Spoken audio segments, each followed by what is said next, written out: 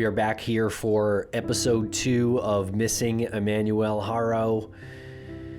Lance, this is a really tragic case about a 7-month-old boy named Emmanuel Haro who went missing on Thursday, August 14th, 2025 in Yucaipa, California. And this story has been covered very widely by the news because it came out shortly after the boy went missing that police discovered inconsistencies in the parents' statements. What has come out since then is even worse. So we're going to talk about some updates here today. If you've got any information in the disappearance of Emmanuel Haro, please call the San Bernardino County Sheriff at 909-890-4904. All right, we're going to break real quick for commercial, and we will be right back with more on the disappearance of Emmanuel Haro. And a thank you to our sponsors. Back to the program. Okay, we're back here, Lance, to discuss this disappearance, and we are recording this on August 21st. And we have broken this series into its own podcast feed. So if you're listening to this on Crawlspace or Missing, you can subscribe to the podcast feed, Missing Emmanuel Haro now. So we will probably keep covering this case and probably only release some of those episodes there. So if you want to hear all the coverage, you'll have to go there. And the reason we did that is because we have so much other content on these feeds that we currently have. We have Crawlspace and Missing, and this is such an important moment, really hoping that Emmanuel is found and he's safe and not in a situation that is endangering him. But my gut's like telling me that that's probably not the case given the father's history. But anyway, the point of us separating this into its own feed is so that this all can be self-contained as its own story and easily found by people who want to know what happened to Emmanuel, 5 years down the road, 10 years down the road. If this can help in some way in the future, it can be easily accessible and you don't have to sift through a bunch of episodes on our other feeds. And you did mention at the top of the episode that this is August 21st that we're recording this, so it's nearly a week, almost exactly a week since this happened on Thursday, August 14th at 7:47 p.m. So that's when the police in Yucaipa were dispatched after Rebecca had made that call. Let's just go over the story a little bit from Mom Rebecca's point of view because she was with Emmanuel when he disappeared. So her story was that the family went to a football practice at a park nearby. This family is from Cabazon, and this incident took place in Yucaipa, which is apparently about 20 miles away. So they stopped at this football field. I guess one of their children was playing football but needed a mouth guard. So Rebecca went down the street to the local sporting goods store, Big Five, and that is when she needed to change young 7-month-old Emmanuel. She smelt his diaper needed changing, so she went around the car and laid him in the seat, and then she claims she heard the word "hola," and she turned around and was punched in the face, I guess, and knocked unconscious because when she woke up, Emmanuel was gone. And she claims to have not remembered anything after hearing the male's voice say "hola." So here's that, bam, she wakes up in the parking lot and Emmanuel's gone. That's all according to her story. And she currently has, I'll say, 1.5 black eyes. Yeah, she definitely has at least one prominent black eye. She claimed it was from that incident. It seems like there's certainly some suspicion about that black eye having happened before that, which would mean, there's probably a domestic violence situation going on here between Rebecca and Jake. So it's a very difficult moment in their lives. I can't even imagine the stress that Rebecca is going through right now, whether she knows where Emmanuel is or not. And another couple quick updates on the investigation itself. Investigators have served several search warrants at the Haro home. They've also enlisted the help of canines to aid in this investigation, and they've collected a large amount of surveillance videos from the areas of interest, and everything is being reviewed currently. And that is from a website, nixel.us. Well, let's get into a little bit of Jake, her husband, and Emmanuel's father's prior conviction for child cruelty. So it was from 2018, and it's so much worse than expected. And we got to give a warning here. Exactly. Yep. This is not for the lighthearted here, folks.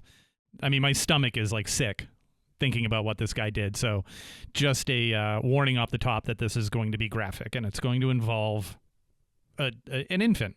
Jake's ex-wife spoke with Abby Escobar for News Nation, and she spoke about the injuries to Emmanuel's sister, Promise. And Promise is now 7 years old and was actually renamed after the injuries and after this mom broke up with Jake.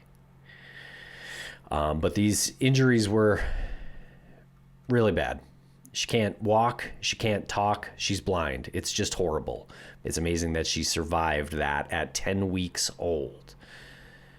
So Promise was 10 weeks old when Jake broke her arm. Well, she was 10 weeks old when she was in the hospital, but this abuse had been going on because, according to an affidavit citing comments from doctors at Loma Linda Universal Medical Center, Promise had, quote, an acute fractured rib, quote, healing fractures of 6 ribs, a skull fracture, a brain hemorrhage, swelling of the neck, and a, quote, healing fractured leg bone. So the healing fractures of 6 ribs and the healing fractured leg bone indicates that he had been beating this child for long enough where something had broken and had time to heal. Not completely healed, but it was healing.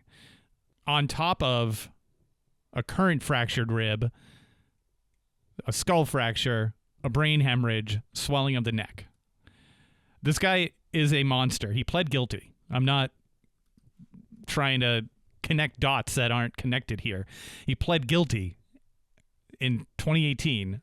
I don't care how much you cry on TV about your current missing child who was kidnapped according to your current wife. That's monstrous. There's no words to describe that. You're beating a child that's just weeks old. You're beating it in the head, breaking its leg, like fractured leg bone, fractured ribs, like has broken at least 6 ribs. What do you do? Are you punching the baby? Are you shaking the baby? Most likely. Yeah. It's rough. It's horrendous, awful, grotesque behavior. How could you have another kid after that, you know? That was something we kind of talked about before we started recording. It's like there's no law against that, but that's kind of crazy. Like, I know, and, you know, it kind of harkens Casey Anthony. There's no law against her having another child after what she, you know, allegedly did or didn't do to Kaylee Anthony, her daughter. So I don't know. You know, like maybe after that you'd think you wouldn't do that, or maybe if these other 2 siblings of Emmanuel's were Jake's kids too, that maybe he didn't abuse them, so he thought he had passed that point in his life. I don't know. Yeah, got that out of his system. Yeah, this is very dark, and yeah, I mean, obviously investigators will need to give them the benefit of the doubt to some degree as far as their guilt in this goes, and Jake specifically, his guilt in this goes. It certainly looks like Jake may have had something to do with Emmanuel's disappearance. I mean, I just saying the obvious here. Yeah, and I mean, he was proven guilty for at least one of these types of crimes. I think, what was it, child endangerment or child abuse? Like, it was attempted murder. Child cruelty, yeah.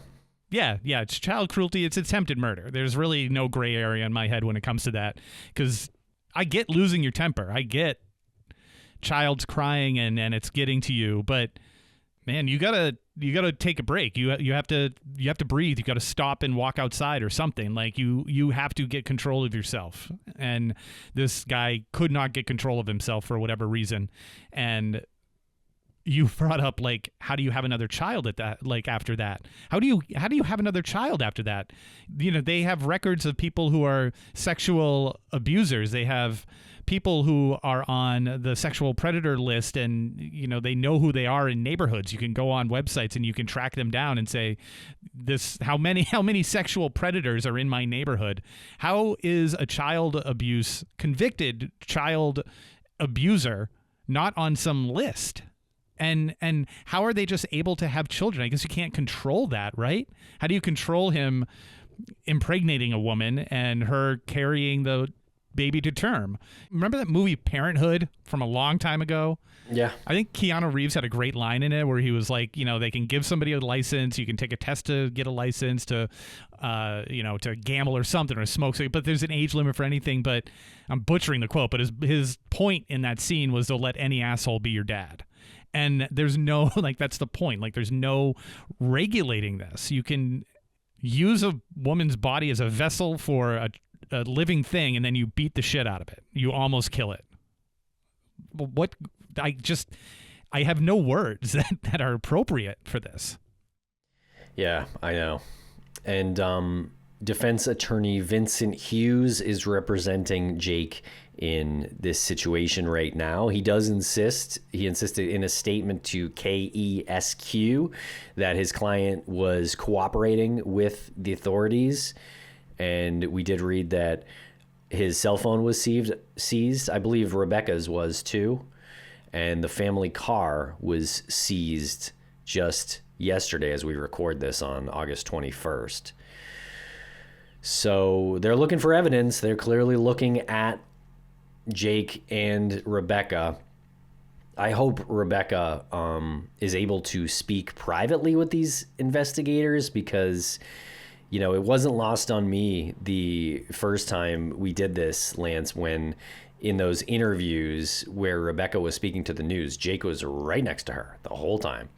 And, you know, so I really do hope that she got a chance to speak with investigators privately, because I feel like if she wants to continue raising her children, she probably needs to be completely open about the situation. And I know that that's so hard to do, but look, it looks like, you know, Jake is going to take the brunt of this, I would say, based on his past and what, in my opinion, likely happened.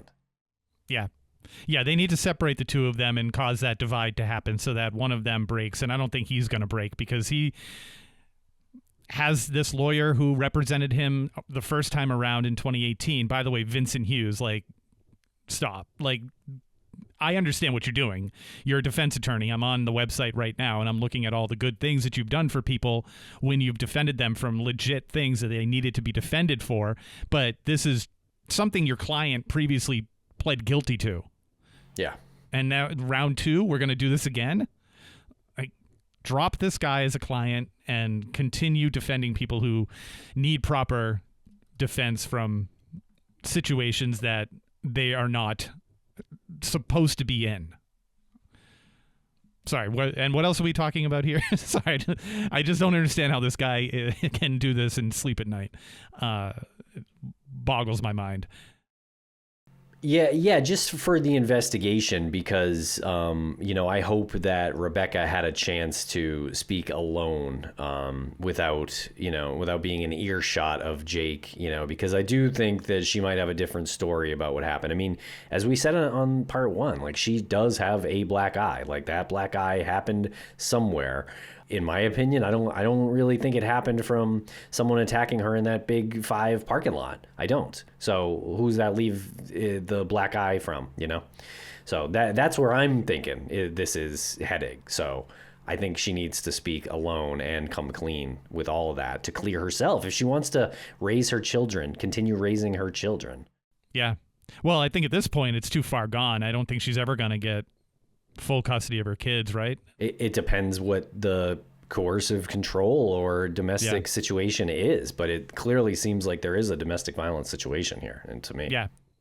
And there's an opportunity to stop it. I hope she's in the right company with the investigators. I hope they're not cornering her in a room with like 3 dudes trying to get information out of her. They need somebody in there who's more like a psychological, coming at her from more of a psychological angle. So like she needs the counseling right now. Well, so I think that was why probably they moved it to a specialized investigations division. Yeah, because, exactly. They have people who are equipped to handle situations exactly like, what we're describing here. And we don't know for a fact that that's what's going on, but it sure looks like it from afar.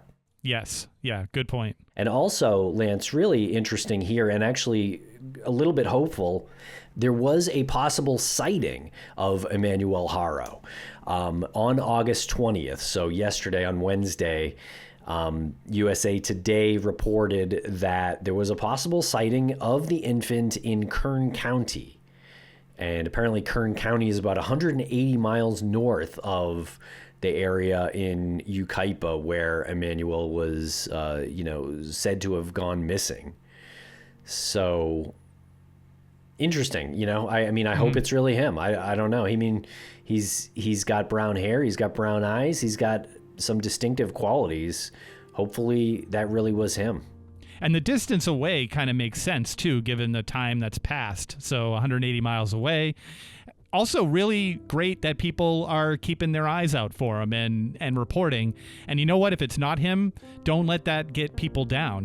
Don't let that deter you from keeping a sharp eye out there if you're in that area or anywhere really, because like enough days have gone by where someone can travel a very significant distance and, just getting his story and his face out there as much as possible. Yeah.